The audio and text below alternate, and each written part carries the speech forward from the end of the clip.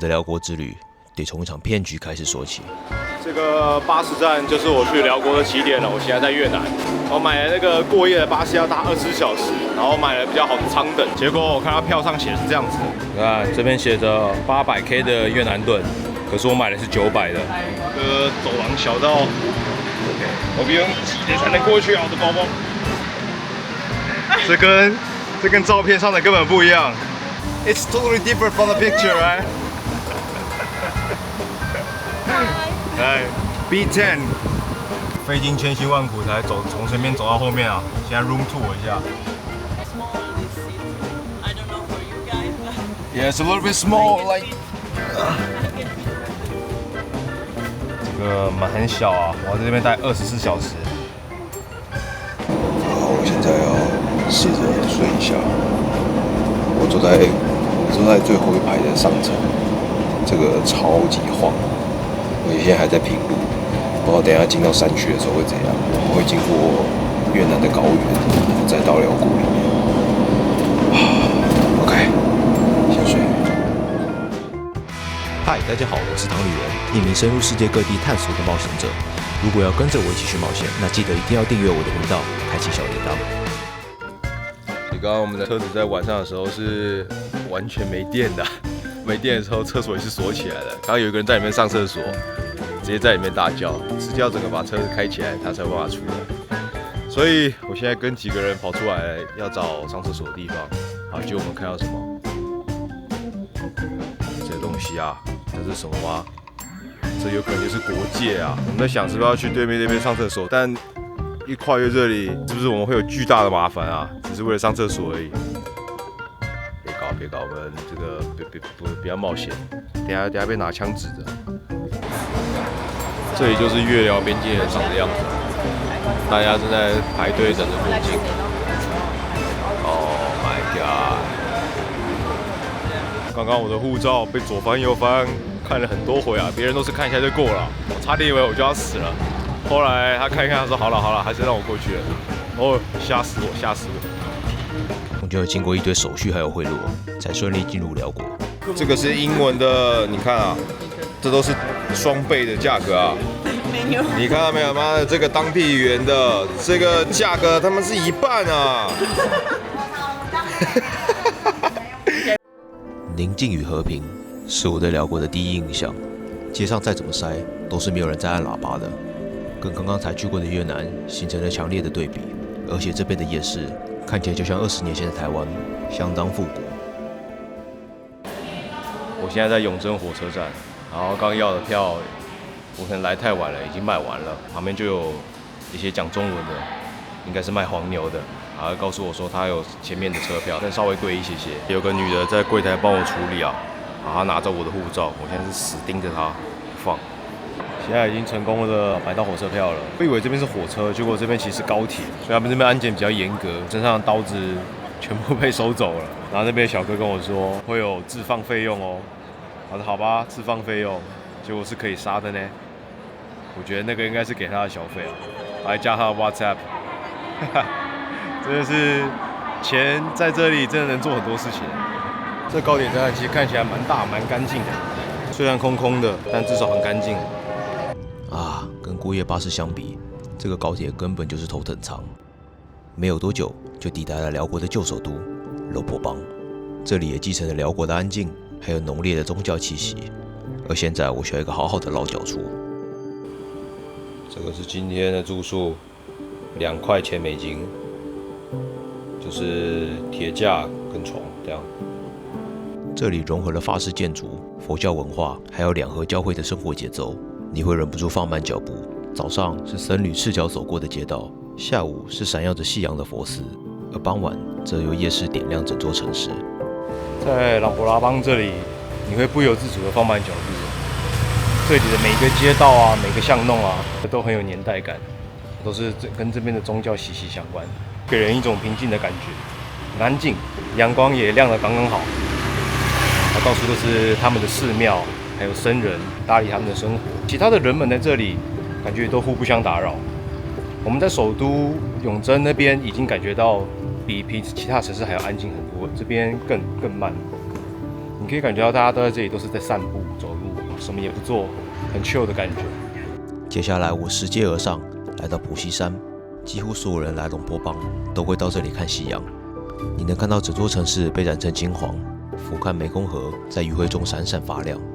金黄的佛寺在远景中也突出了人们对信仰的坚持。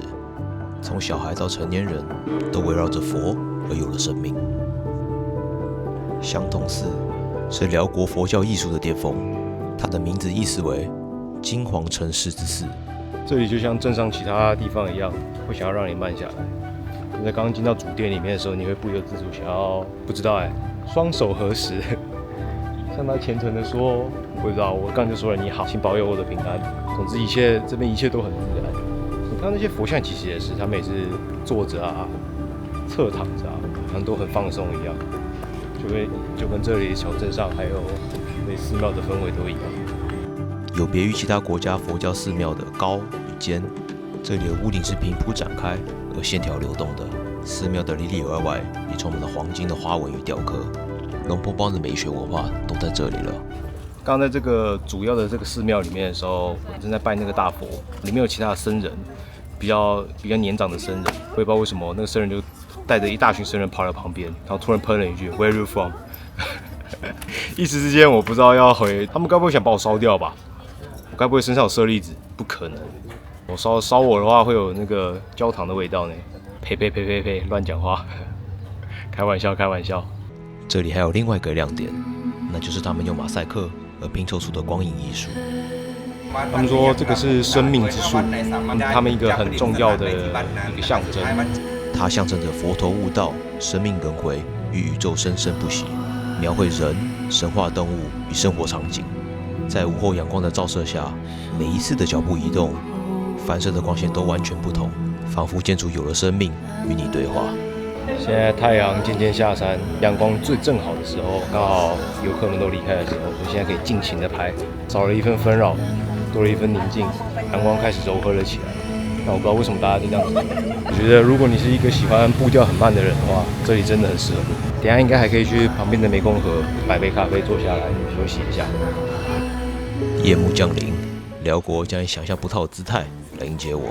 这里白天的时候完全没有摊贩，全部都是一般的马路。现在晚上满满的摊贩，我终于来到对的地方了。啊，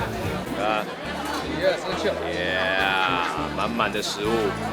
我现在点了一碗辽国面猪肉的，对，这看起来好像不错，但感觉跟河粉好像有点像。但我又不小心点了一个泰国流的东西啊，芒果糯米饭啊。这个只是点心，好不好？这汤头看起来不错，我先来喝一口汤。不错，那个肉末加那个辣，喝起来有点像蛤蜊炸酱面。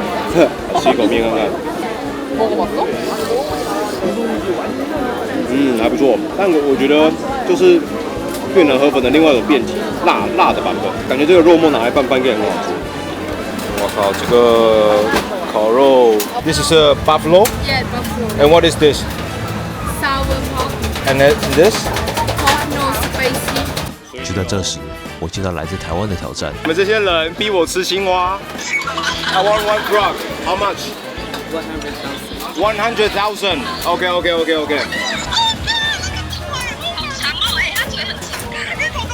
Oh no! Oh! 公仔，一只100K 老锅币。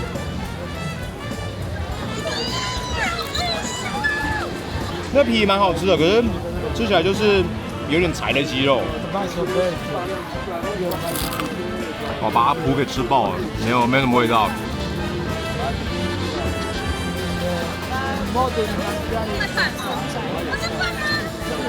一半的脸。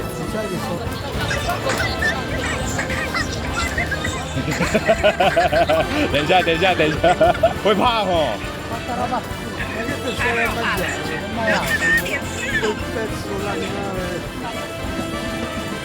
那没有，中间这个是别的东西，这个不是它，这不是青蛙。我咬头了。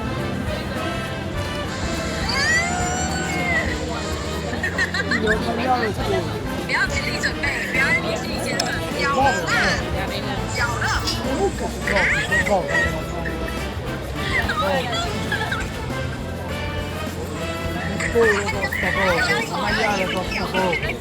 全部都是骨头。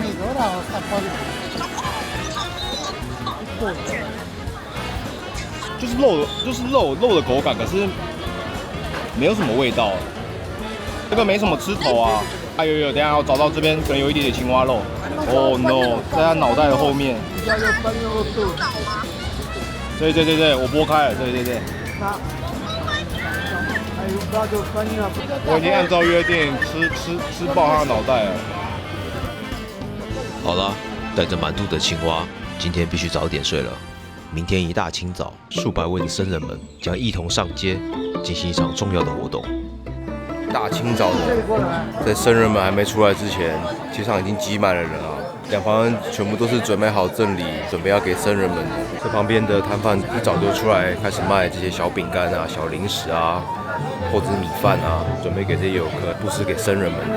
这边很多中国游客，我刚才去远一点的街道，是不是比较安静一点？刚随便问了一个导游，他说这些僧人们每天的食物就是一些生菜，所以其他部分就是靠这些布施，靠人们给的这些糯米饭啊、饼干啦，作为其他食物的来源。他们一天只吃2餐，好像中午以后就不再进食。僧人们的苦行生活，你可以看得到，其实路边的人们，他们的服装也是有规定的，他们必须把肩膀给遮住，所以你可以看到很多人都有带着围巾啊、丝巾啊，只要把肩膀两边肩膀、手臂都遮住。当第一批的僧人们出现，代表布施的活动正式开始。酒后多时的人们都准备好手上的贡品，布施给缓步经过眼前的僧人们。对于僧人们，这是对戒律的实践，他们不能耕种、储存食物，仅能靠信徒供养。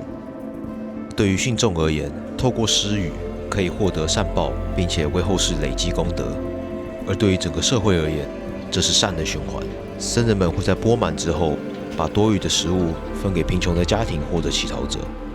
这项活动已经在这里持续了600多年了，即使是政权更迭、殖民或者现代化，都从未终止这每天清晨的约定。尽管近年的观光客越来越多，许多人严重的打扰这项仪式，甚至有人认为这项活动越来越观光化，你仍然可以看到远离观光客的街道上，还是有当地人们正在进行布施的。我相信这项仪式从未消失，只是需要更多的理解以及尊重。这一路上你可以看到很多年纪很小的僧人，他们是小沙弥，是一些清苦家庭的孩子。对他们来说，这是家庭教育的一部分。然后有些家庭比较穷苦，他们就可以把小孩子放到佛寺里面，这些佛寺会提供读书啦、食物啦、教育啦。他们大部分的人在布施的过程中，表情都蛮严肃的。我只有看到一些比较年长的人才会有些微笑，不知道为什么。这可能是对这个仪式的尊重吗？还是他们就是必须保持严肃？现在布施已经进入尾声了，他们就是一路继续走回他们属于他们自己的寺庙。这样的生活其实是非常的辛苦，无论刮风下雨，他们都要出来接受布施。也许从这场布施的过程中，人们能一窥戒律文化的真实样貌，也能看见有一群人坚持着施比受更有福的思想。